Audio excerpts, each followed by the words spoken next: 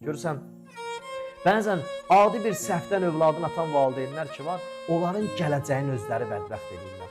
Adam hər övladın səhvinə görə onu sinəsindən ayırmaz.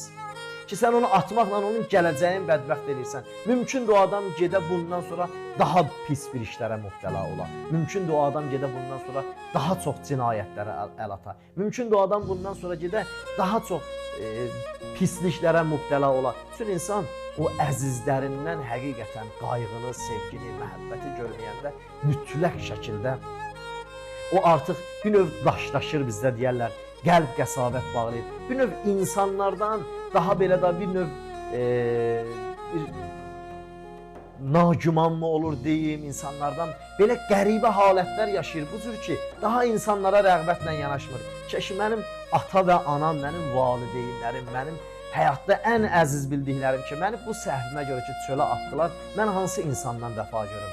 Düzdür, bu şəraitə düşən insanlar da gərək o cür hallardan sonra həyatların daha bədbəxtçiliyi aparmasınlar.